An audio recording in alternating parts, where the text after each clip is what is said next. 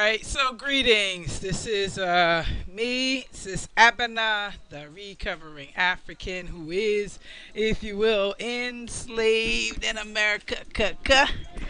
I am also having a little bit of technical difficulty for a second here. Let's do this. Yeah. I'm also true to the cause of African liberation via unification and utilizing the tool of healthy and effective communications. And today is Wednesday, March 16th. The year is 2011, and the time is approximately 3:15 p.m. Eastern Standard Time.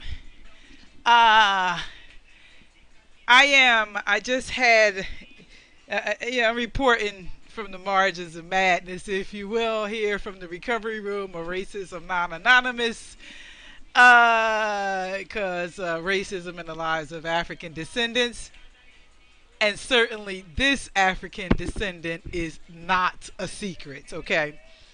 Um, Understanding what the system of racism, white supremacy, white supreme lunacy, understanding and knowing, if you will, what it is and how it works will certainly support you in understanding, seeing, and um, also feeling me in what I say and what I work to do. Uh, I had a reading today by the Don Nicoleone of the Don Nicoleone Show, which is a blog talk show, yet also Don Nicoleone from Georgia Gossip out there in the ATL, as they call it and as they say. Another little glitch here. I don't have my water. Suppose I have my water. Yes, Sister and Don, I am sort of old school, and it was even an old school sister, if you will, that I think of when I say that phrase, my water. Her name is Dr. Lucille Joy from up the East Coast over here where I am. You may not know nothing about that, yet it's all good. And so I had a reading, from the Don uh, today, and what the reading suggests is that it was important, if you will, for me to be who and that which I say that I am, and that um, while I have defined myself, and I am clear, if you will, about who I am, in order to be sort of convincing, if you will, to you, for others to acknowledge and accept who I say I am, uh, then I must sort of be it.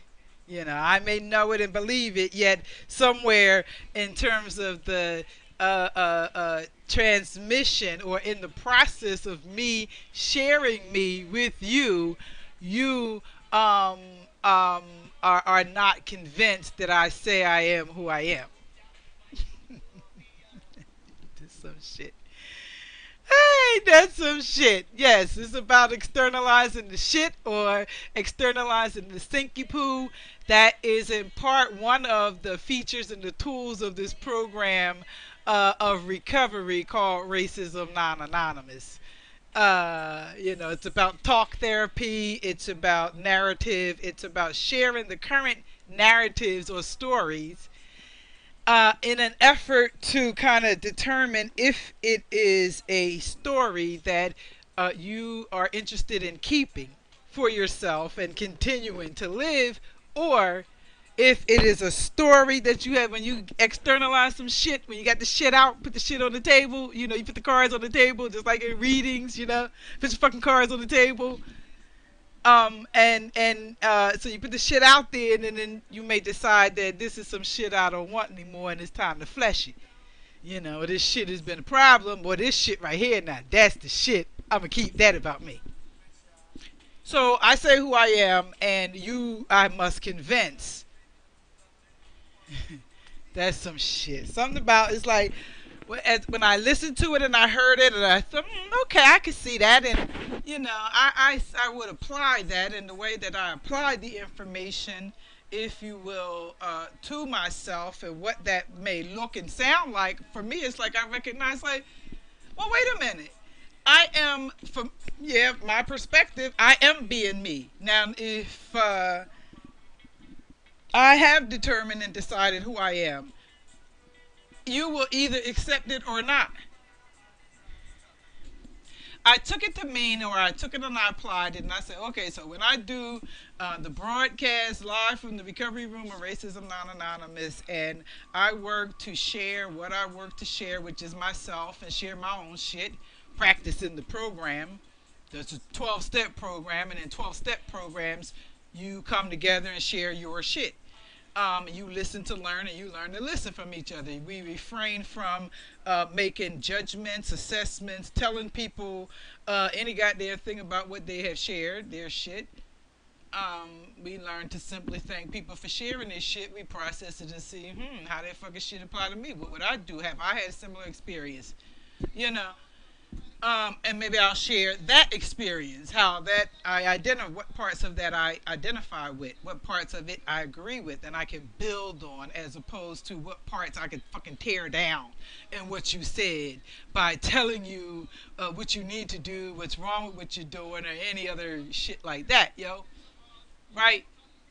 So you can either accept or reject. My determination for me, the blog talk show. So, okay, we got off a little track. I say I'm not anonymous. I say I'm a traumatized traumatologist. I say I'm working a program of recovery, which is, if you will, I say I'm a scholar also, and so that I know that the program is grounded in scientific research, if you will, since that's the name for the shit, and it's like we only accept shit if we agree that it is of scientific nature. Uh, uh, uh, I am a research scientist, quote unquote, and studied in the area. Yeah, scholarship stuff. You went to school, you got education, so you know what. Um, and so the program is certainly grounded in sound theory, if you will, a model and a paradigm that I know to be culturally appropriate, if you will, and or relevant to the cultural group that the program is designed for. It's uniquely designed with the African in mind, right? Um, Yet the reading suggests that, and I must begin to be what I say I am in order, if you will, for others to be convinced, and then, you know, begin to follow or listen or engage or something. Yet at the same time, it's like, as I've been thinking on it and applying it, if you will, to the broadcast, and when I say non anonymous, begin to just fucking name names the way I be thinking about stuff. Name names. For example, I did a broadcast last evening, and I shared it towards the end, a, briefly, the story of an interaction that I had with a sister. It was Sister Roxanne Greenwich, who is in the path or the lane of fighting for the rights of children and families against the demonic horror system, aka DHS, Department of Human Services, where children are being slaughtered, are being intentionally harmed for profit for other folks. And that is her lane, and as she's working to fight that, doing her shit, there's a certain interaction and an interactional pattern that I noted. And I'm like, some, and so, there needed to be a conversation. Yet, broadcast, when I talked about it yesterday, I withheld the name because I said, well, I don't want to like put people's name on blast. At the same time, I'm saying this is the Recovery Room of Racism non-anonymous, and shit is not a secret, and as part of, I recognize the illness that we suffer from, this disease of addiction, and one of the symptoms, or one of the things that is done, it is to, oh man, shit, another brain slip. Connect. Like, let me move back. I got a little bit far away from that train of line of thought. Um, Whoa.